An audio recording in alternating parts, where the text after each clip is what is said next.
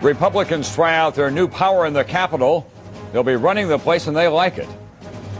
President Clinton says the message was clear from the voters. He gets it. But what is he prepared to do now? In California, Proposition 187, it's already in court. From NBC News, this is NBC Nightly News with Tom Brokaw. Good evening.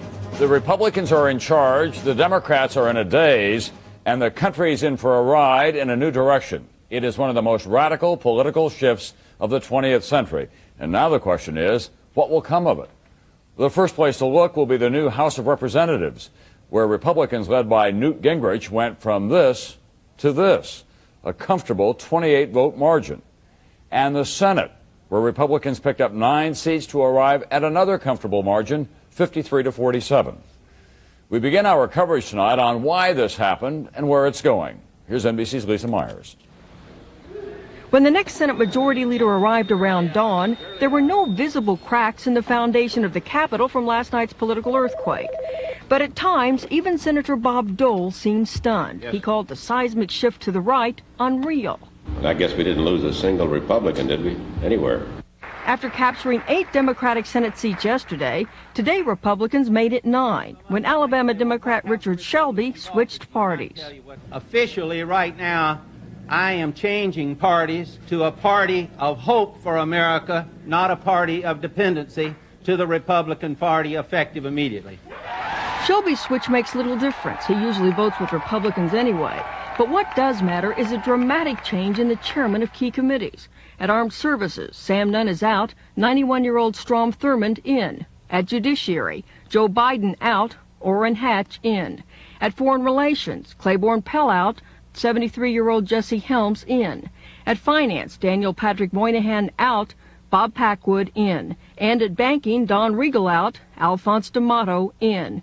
D'Amato has dogged the president over Whitewater and now gets power to issue subpoenas.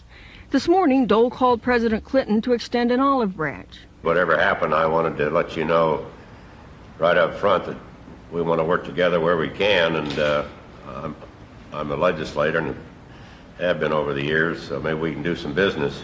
Dole said a top order of business for Republicans will be cutting congressional staff.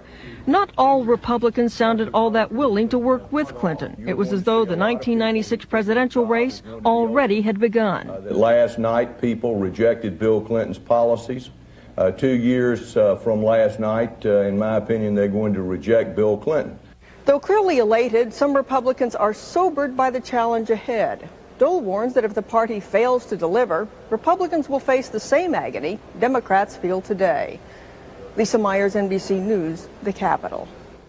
For the leading congressional Democrat, it was insult added to injury. Tom Foley not only lost his job as House Speaker, he lost his congressional seat as well, conceding this afternoon. He'll be replaced as Speaker by one of the most controversial figures and shrewdest political operatives in America. NBC's Brian Williams tonight on the age of Newt.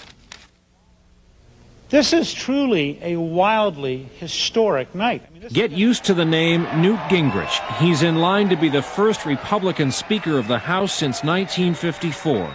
He will have sweeping control over Congress. With enough Democrats crossing over to vote with the GOP, he could command 2/3 of the House, and he wants to change the political landscape in this country in 100 days' time. But first, I'd like to start with how we're going to handle the transition. Gingrich is sticking with the Contract with America, that huge document he unveiled with patriotic fanfare last month at the Capitol.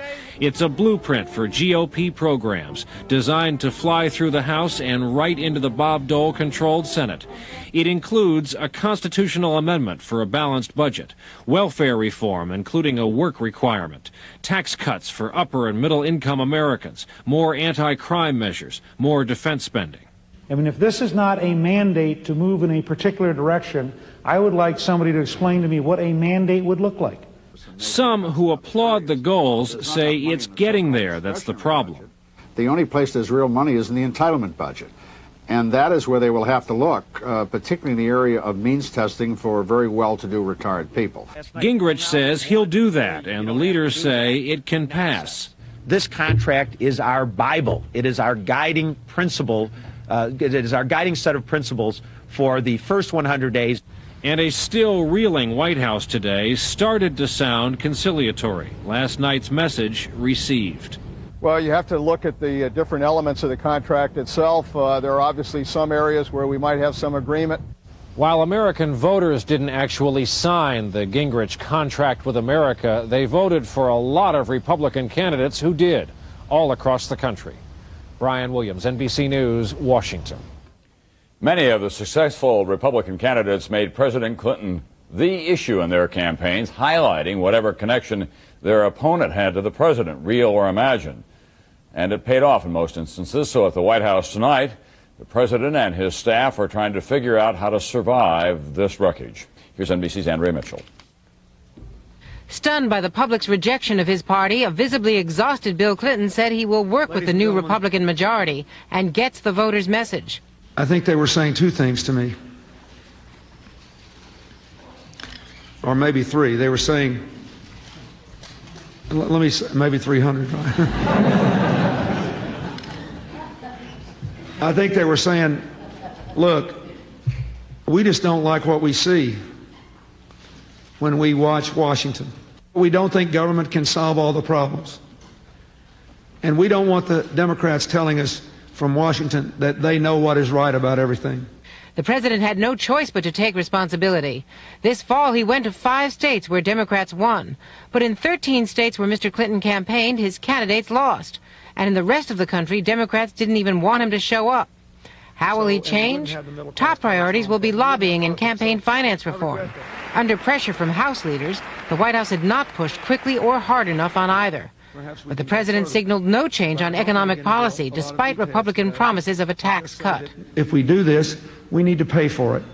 We don't need to explode the deficit again. And while acknowledging that people viewed his health care plan as creating more big government and providing less choice, he clearly has not given up on it. So I remain committed to finding a way to keep Americans from losing their health insurance if they change jobs or someone in their family gets sick. Nor was he ready to scale back on welfare reform. I don't think anybody would characterize it as a government intervention bill. But Mr. Clinton will be relying on vastly weakened Democratic leaders and no majority. And he doesn't even know who will replace retiring Senator George Mitchell. The Democrats are about to have a fight over that. The White House tried to say it was a vote against all politicians, but no incumbent Republicans lost. The president said it was a revolution, and it was, with the Democrats getting run out of town. Andrea Mitchell, NBC News at the White House. Yet another sign of political trouble ahead for the president. It comes in the governor's races. Republicans won 24 of yesterday's 36 state house races, a gain of 12. Maryland and Alaska still too close to call.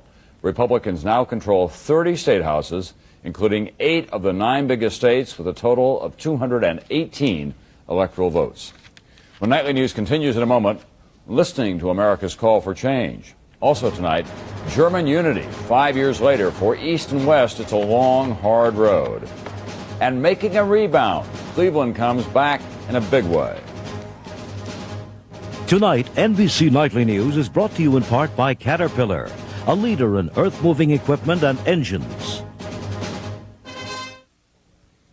Across the country tonight, nowhere is the Republican triumph more dramatic than in Tennessee. That's Vice President Gore's home state. For the Republicans, both Senate seats now, a majority of the House seats, and the State House. NBC's Bob Fall is in Nashville tonight with the reasons why. I think the people spoke, but not only that, I think they yelled at the top of their voice. Here, where Sun-Times actor and Watergate lawyer Fred Thompson and heart surgeon Bill Frist both ran as outsiders, what voters screamed came out loud and clear. People wanted to send a powerful message to Washington, D.C., get out of our lives. This morning, over their biscuits and gravy, Tennesseans agreed yesterday's vote stemmed largely from feelings of disgust. I don't think everybody even really knows what they're disgusted with and fed up with. They just want to change.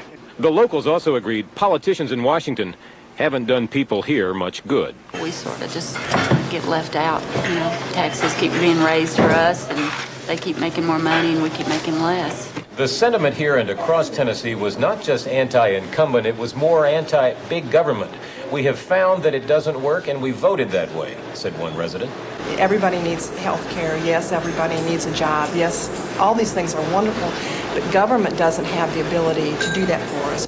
It's time to elect Jim Sasser. So it didn't matter that Vice President Gore campaigned hard in his home state, or that veteran lawmaker Sasser promised he could do more for Tennessee than newcomer Frist. People have learned that you don't get something free, that if you bring home the bacon, somebody's paying for the pig. What mattered was that old Fred in his pickup seemed more like one of us than Congressman Cooper, a policy wonk on health care. But students of Southern politics point out the sentiment which swept the newcomers in could just as easily sweep them out. That change motif is still a very powerful one in American and particularly in Southern politics, and it'll be up to the Republicans now to prove that they can deliver. For now, though, Tennessee believes these Republicans can bring about change, even here, where some things never seem to. Bob Fall, NBC News, Nashville. And joining me from Tennessee tonight, the man who knocked off Senator Sasser of Tennessee. Sasser had been chairman of the Budget Committee. Senator-elect Bill Frist, a prominent and wealthy surgeon. Well, Senator-elect Frist, change. That's what the Tennessee voters were saying. How are you going to fulfill your promise to change, and what is it going to be?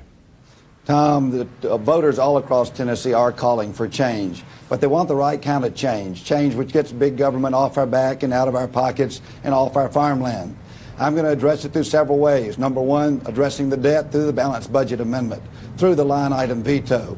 Health care reform, I'll be the only senator who's a physician who's ever taken care of a patient. I'll be taking market-based reform with regard to our health care.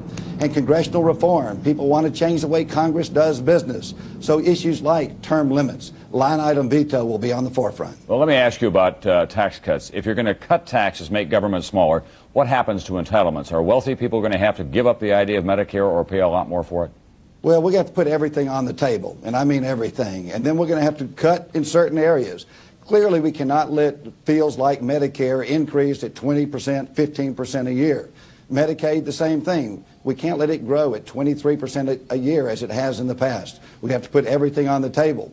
With the tax cuts, though, we're going to be stimulating this economy, creating jobs, improving the economy, and thereby improve revenues coming to our federal government. Last time that happened in 1980, with all due respect, we ran up the deficit and also the federal debt to trillions of dollars. But it came because of the lack of discipline in spending. And that discipline in spending can be accomplished through a balanced budget amendment, through a line item veto, through electing responsible United States senators who will ask the American people to do what the American people do every day in balancing their own checkbook, and that is balance the federal budget. All right, Doctor. First, we'll ask you to come back in, what, about 6 months or a year from now, and we'll check and see how you're doing. That's exactly right. I want to be held accountable for everything I put on the table. Good enough. Thank you. Senator-elect Frist will be part of a unique freshman class for the first time ever. All the new senators will be from the same party, the Republican Party. Wall Street reaction to the election? Well, not much. The Dow was up slightly in very heavy trading. The NASDAQ composite was off slightly. Trading there was moderate. When we come back, post-election trouble in California streets, and we'll tell you why. Let's go to California now, and that bitter battle still being fought over Proposition 187, which cuts off practically all government assistance to illegal immigrants. It passed by a wide margin last night, and the protest and legal challenges already are heating up. Here's NBC's George Lewis. The people united will never be divided. Passage of the initiative brought more student walkouts and marches in Los Angeles, in San Francisco, where police stood by with riot gear, and at the state capitol in Sacramento. The new law contains the following provisions. People who are not in this country legally will be denied public social services in California. School districts will be required to verify the legal status of students and expel anyone violating immigration laws. Schools, local police, and social service agencies have to turn in people they suspect of being here illegally. Teachers and public health officials say they do not want to enforce Proposition 187. No, I won't do it. And a lot of my colleagues, most of my colleagues won't either. You can't ask us to. We're not the police or the INS. To me, it's analogous to having a fly buzzing around that's irritating you. It lands on your face, and you try to swat it with a sledgehammer. School districts and civil liberties organizations filed suit to block the implementation of the new law. A judge issued a restraining order saying that for now, schools will not have to expel students they suspect of being illegal immigrants. It's in fact Proposition 187 that has broken the Supreme Court federal law of the land, the state constitution law of the land. They are the lawbreakers, not the children. At last count, about 30 separate lawsuits had been filed to block Proposition 187. Legal experts say it'll be tied up in the courts for years. George Lewis, NBC News, Los Angeles. And we have the results tonight of some other ballot propositions around the country. Term limits won big in 7 states and the District of Columbia. Crime, that was the biggest issue for many voters. Georgia passed a 2 strikes and you're out measure. California approved a 3 strikes proposal, but a ban on handguns failed in Milwaukee. Voters in Oregon and Utah rejected anti-gay rights measures, and proposals to allow casino gambling went down in 4 states and the Navajo Reservation. In Oregon, a controversial measure to make assisted suicide legal, it passed by a narrow margin. And Vermont has gone gender neutral, voting to eliminate all instances of the word he in the state's constitution. A final note on politics tonight. Last week we showed you an attack ad from a race for the Wisconsin State Assembly. Democratic challenger Tom Kapp portraying incumbent Republican Richard Skinrud, well, as something of a slacker. A typical day in the State Assembly, and your representative, Rick Skinrud, is sound asleep. Maybe he should have stayed asleep, because when he was awake, he voted with the gun lobby to allow guns in bars. Even so, Skinrud, the sleepy incumbent, did win. That disproves the old adage, you snooze, you lose. When we come back, in Germany, East met West, but at what price? 5 years ago tonight, how well I remember, an electrifying moment, the fall of the Berlin Wall. But German unification has not been easy. Wreath laying near the Brandenburg Gate today, marking the victory and the price paid by some. NBC's Jim Masada tonight, where it all began.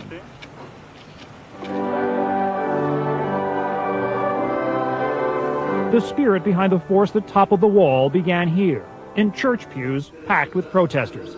Prayers became cries for freedom. Leipzigers took to the streets, often beaten by police and jailed. But hundreds mushroomed into hundreds of thousands. Michael Gretsch was a 25-year-old leader of the New Forum movement, calling for free elections. Unification then was just a dream. Today he's a journalist in a democratic Germany, but admits it's much harsher than anyone expected. Now they are looking to their flats, to their cars, to their possibilities, to their jobs. And it makes the people angry. Angry because only the rich can afford the goods from the West. These German watches cost over a month's average wage. Construction in Leipzig is booming, but the new banks and companies are run by former West Germans, who have closed over 400,000 inefficient businesses in the East. Under communism, every adult worked, but today, almost 1 in 5 here is jobless. Olav Schar once manned the front lines of the pro-democracy demos. A toolmaker, he was laid off by a Western boss last year. He says many in the East feel colonized by the West. To be honest, yes, emotionally there is mistrust. There's still a wall between us and them. Fear for the future and resentment towards the capitalist West may explain why many East Germans remain nostalgic for the past. In last month's national election, almost 20% voted for former communists. 5 years later, Leipzig's churches are no longer filled with joyful, idealistic youth, but with those whom change has left behind. Jim Masada, NBC News, Leipzig. To Bosnia now, violence in Sarajevo for the 4th straight day. Heavy Serb sniper fire again in the capital city, and 5 people were wounded. When we come back, it was once called the mistake on the lake, but not anymore. In Cleveland last night, members of all parties were involved in a big comeback celebration. This was not about politics. This was about that city. Here's NBC's Mike Leonard. Last night, a city exploded to life. The Cleveland Cavaliers played their first game in the new downtown Gund Arena. It was a big deal because these big men had a big effect on the little guys down the street. So many things are positive now. 71-year-old John Skinner sells old books out of a small shop a few blocks away from the new arena. His neighbor, Charlie Lopresti, runs the groundskeeper coffee shop. Both remember what downtown Cleveland used to be like at night. Very few people came to this area. If I shot a cannon off at 6 o'clock, I would be fined for littering because it would go right into the lake. It wouldn't hit a soul. There was nobody here, zero zip. Outsiders viewed this city by reflecting only on its past. Race riots, bankruptcy, pollution. As the city fell apart, even the pro basketball team fled to a stadium 30 miles away in the distant suburbs. Then, to add insult to injury, Cleveland became a national joke. The mistake on the lake, a favorite target for comedians who couldn't resist the temptation to kick the city when it was down. Very hard comments to overcome. So when local businessman Dick Watson hatched the seemingly harebrained idea 5 years ago to do something no other pro franchise had ever done before, move back into the city. Oh, there was a lot of opposition, and there were a great many people who thought it was impossible. But they did it anyway, and now? It does a lot for Cleveland. Streets have been widened, buildings renovated, new housing, new hotels, a new baseball park, and right next to it, the new Gund Arena. We're going to bring over 2 million people into downtown Cleveland who didn't come to downtown Cleveland a year ago. Build it and they will come, said the line from the movie. That was about a dream. And so is this, the dream of a city reborn. My only thought was that I hoped that I would live long enough to see it happen, and I have. Mike Leonard, NBC News, Cleveland. That's Nightly News for this Wednesday. I'm Tom Brokaw. I'll see you back here tomorrow night.